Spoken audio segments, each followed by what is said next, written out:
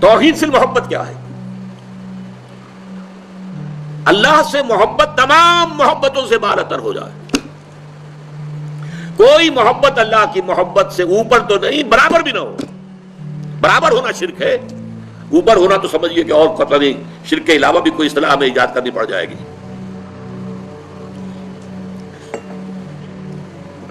سورہ بقرہ میں فرمایا وَمِنَ النَّاسِ مَن يَتَّخِذُ مِن دُونِ اللَّهِ أَندَادًا يُحِبُّونَهُم كَحُبِّ اللَّهِ وَالَّذِينَ آمَنُوا أَشَدُّ حُبًّا لِلَّهِ. لوگوں میں سے کچھ ایسے بھی ہیں جو اللہ کے سوا کچھ ہستیوں کو محبوب بنا لیتے ہیں، اللہ کا مد مقابل بنا کر ان سے وہ محبت کرنے لگتے ہیں جو اللہ سے کرنی چاہیے تھی. وَالَّذِينَ آمَنُوا أَشَدُّ حُبًّا لِلَّهِ، اور جو واقعتاً اہل ایمان ہیں وہ شدید ترین محبت کرتے ہیں اللہ کے ساتھ. تو قرآن یہ نہیں کہتا کہ آپ والدین سے محبت نہ کریں، کرو، لیکن والدین کی محبت اللہ کی محبت کے برابر نہ ہو جائے، اس سے بڑھ نہ جائے. اولاد سے محبت کرو، اولاد کی محبت اللہ کی محبت سے بڑھ نہ جائے.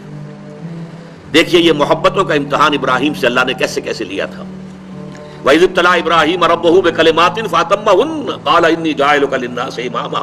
کیسے کیسے امتحانوں میں سے پاس ہونے کے بعد پھر وہ مرحلہ آیا کہ اللہ نے فرمایا ابراہیم میں تمہیں تمام نوع انسانی کا امام بناتا ہوں. والدین کو چھوڑا اللہ کے لیے، گھر بار چھوڑا اللہ کے لیے، بادشاہ کے دربار میں آنکھوں میں آنکھیں ڈال کر مناظرہ کیا کہ نہیں کیا؟ بادشاہ جو ہے وہ مرعوب نہیں کر سکا. فَبُہِتَ الَّذِي كَفَرَ، بلکہ جو مناظرہ ہوا ہے تو بادشاہ جو تھا نمرود وہ مبہوت ہو کر رہ گیا. اپنی جان کو اللہ سے، اللہ کی محبت سے زیادہ نہیں سمجھا. آگ میں کود گئے کہ نہیں؟ بے خطر کود پڑا آتش نمرود میں عشق. عقل ہے محو تماشائے لب بام ابھی. پھر اپنے ملک کی محبت پر اللہ کی محبت کو ترجیح دی، ملک چھوڑ دیا، ہجرت کی. آخری امتحان جو لیا ہے، آخری امتحان جس سے کڑا امتحان ہو نہیں سکتا. 100 برس کی عمر میں وہ 13 برس کا بیٹا جو دعائیں مانگ مانگ کر اللہ سے لیا تھا، اکلوتا بیٹا، حکم آیا ذبح کر دو. یہ ہے سب سے بڑا امتحان. 100 برس کا بوڑھا انسان اور بڑی دعائیں مانگ مانگ کر بیٹا لیا. 87 برس کی عمر میں حضرت اسماعیل کی ولادت ہوئی ہے. اب 13 برس کے ہو گئے ہیں. فلما بلغ معه السعي، جب بھاگ دوڑ کے قابل ہو گئے. 13 برس کا جوان بچہ جو ہے باپ کا دست و بازو بن جاتا ہے، بھاگ دوڑ. اس لیے آتا ہے نا کہ ابراہیم اور اسماعیل دونوں تھے جو بیت اللہ کی تعمیر کر رہے تھے. وَإِذْ يَرْفَعُ إِبْرَاهِيمُ الْقَوَاعِدَ مِنَ الْبَيْتِ وَإِسْمَاعِيلُ، اس اسماعیل کے بارے میں انی ارا فی المنام انی اذبحک فانظر ماذا تری. اے میرے بچے میں دیکھ رہا ہوں خواب میں، بار بار یہ خواب آ رہا ہے کہ میں تمہیں ذبح کر رہا ہوں. اور اس کے لیے چھری پھیر دی. یہ تو اللہ تعالیٰ نے جو ہے قد صدقت الرؤیا انا کذالک نجزی المحسنین، اللہ تعالیٰ نے کہا بس بس امتحان ہمیں لینا تھا، وہ امتحان پورا ہو گیا. یہ ہے محبت، توحید فی المحبت. اللہ کی محبت تمام محبتوں سے غالب. اور اگر کوئی ایک محبت بھی آ کر آپ کے دل کے سنگھاسن پر اللہ کی محبت کے ساتھ براجمان ہو گئی، بات ساتھ کہہ رہا ہوں، اوپر نہیں، ساتھ بیٹھ گئی آپ کے دل کے تخت پر، تو یہی شرک فی المحبت ہے. اب دیکھیے یہ تو میں نے انڈیویجول لیول پر آپ سے بات کی. اب آئیے اجتماعی سطح پر، بلکہ اسی ضمن میں ایک آیت اور سن لیجئے. اللہ کی محبت کے ساتھ جڑی ہوئی محبت ہے اللہ کے رسول کی محبت، اور پھر تیسری محبت ہے اللہ کی راہ میں جہاد کی محبت. اب توحید فی المحبت کے لیے سورہ توبہ کی آیت نمبر 24 جو ہے وہ لرزا دینے والی بھی ہے اور بہت جامع بھی ہے. قل ان کان آباؤکم وابناؤکم واخوانکم وازواجکم وعشیرتکم واموال اقترفتموها وتجارۃ تخشون کسادها ومساکن ترضونها احب الیکم من اللہ ورسولہ وجہاد فی سبیلہ فتربصوا حتی یاتی اللہ بامرہ واللہ لا یہدی القوم الفاسقین.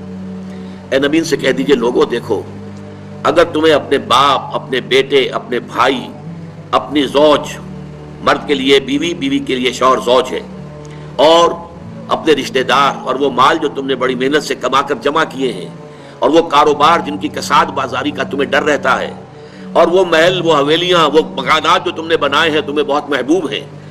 اگر ان 8 چیزوں کی محبت زیادہ ہو گئی تمہارے دل میں اللہ کی محبت سے، اس کے رسول کی محبت سے اور اس کی راہ میں جہاد کی محبت سے، تو جاؤ دفع ہو جاؤ، انتظار کرو یہاں تک کہ اللہ اپنا فیصلہ سنا دے. اور اللہ ایسے ناہنجاروں کو ہدایت نہیں دیتا. 8 محبتیں ایک پرڑے میں ڈال لیجئے. باپ کی محبت، بیٹے کی محبت، بھائی کی محبت، بیوی کی محبت، رشتہ داروں کی محبت. 5 مال کی 3 شکلیں، جائیداد، کاروبار اور کوئی نقد. 3 یہ شکلیں، 3 جمع 5 8. اور 3 محبتیں دوسرے پلڑے میں ڈالی، اللہ کی محبت، رسول کی محبت اور جہاد کی محبت. اب اگر یہ پلڑا بھاری ہے 8 والا تو جاؤ دفع ہو جاؤ. تمہارا اللہ سے کیا سروکار. اللہ ایسے ناہنجاروں کو ہدایت نہیں دیتا. سب سے پہلے یہ طے کر لو کہ ان 3 محبتوں کا پلڑا نیچے ہونا چاہیے، بھاری ہونا چاہیے ان 8 کے مقابلے میں. یہ ہے توحید فی المحبت اور یہ ہے شرک فی المحبت. لیکن اب اس کو لائیے ذرا اونچے سطح پر. وہ جو میں نے کہا انسانی معاشرہ، ریاست، اس ریاست کے لیے، معاشرے کے لیے بھی کوئی ایسی شے موجود ہونی چاہیے کہ جو اس میں رہنے والے یا اس میں شامل سب لوگوں کی محبوب شے بن جائے. یہ کامن محبت انہیں جوڑے گی، ان کے اندر اتحاد پیدا کرے گی. مثلا وطن کی محبت، وطن کی جے جے ہند، وطن کی عظمت کے گن گاؤ. قوم کی محبت، وطن پرستی، قوم پرستی، کوئی نظریہ پرستی. یہ بہت سی پرستشیں ہیں جن سے کہ لوگ پھر جڑے رہتے ہیں. نسل پرستی، لسان پرستی، زبان پرستی. یہ آج کل جو آپ کو کہتے ہیں کہ یہ لسانی عصبیتیں اور یہ نسلی عصبیتیں، یہ بلوچ نیشنلزم، یہ پختون نیشنلزم، یہ سرائکی نیشنلزم، یہ ایک اردو والا نیشنلزم، 5ویں قومیت نکلی تھی ہمارے ہاں. یہ سب کچھ کیا ہے؟ یہ جمعیت کے لیے، لوگوں کو جوڑنے کے لیے، شیرازہ بندی کے لیے، انہیں متحد رکھنے کے لیے کوئی نہ کوئی شے محبوب ہو جانی چاہیے. اس اعتبار سے اس دور کا سب سے بڑا شرک وطن پرستی ہے. لیکن پھر دیکھیے، میں بات آپ سے عرض کر رہا ہوں، علماء کرام اس کو نہیں پہچان پائے. اس کو پہچانا ہے تو علامہ اقبال نے پہچانا ہے. اس دور میں اور ہے، جام اور ہے، جم اور، ساقی نے بنا کی روش لطف و ستم اور، تہذیب کے آزر نے ترشوائے صنم اور، مسلم نے بھی تعمیر کیا اپنا حرم اور، ان تازہ خداؤں میں بڑا سب سے وطن ہے، جو پیرہن اس کا ہے وہ مذہب کا کفن ہے. نظارہ دیرینہ زمانے کو دکھا دے، اے مصطفی خاک میں اس بت کو ملا دے. یہ وطن پرستی شرک، اس دور کا سب سے بڑا شرک. نیشنلزم جو ہے وہ لوگوں کو جمع کرنے والی شے ہے. ہماری قوم، ریشیل نیشنلزم بھی ہوتا ہے، نسلی قومیت. اور آج کل نیشنلزم جو ہے وہ علاقائی ہوتا ہے، ٹیریٹوریل نیشنلزم. ایک ملک میں رہنے والے جو ہے اس کو سب ایک قوم ہے اور اپنے ملک سے محبت سب سے اوپر کر دے. یہ ہے در حقیقت علامہ اقبال نے جس کو کہا کہ وطن ایک تو ہے وطن سے محبت ہونا، وہ ٹھیک ہے، حب الوطن من الایمان حدیث ہے. گفتار نبوت میں وطن اور ہی کچھ ہے، اور گفتار سیاست میں وطن اور ہی کچھ ہے. وطن جب آتا ہے ایک پولیٹیکل کانسیپٹ کی حیثیت سے تو معبود بنتا ہے. اس معبود کی ایک نماز ہے. آپ کھڑے ہو جاتے ہیں، ترانہ پڑھا جا رہا ہے اور آپ کھڑے ہیں، جھکے ہوئے، سر جھکا کر کھڑے ہیں. یہ قنوت جو ہے یہ کس کے لیے ہو رہا ہے؟ وطن کے دیوتا کے لیے ہو رہا ہے.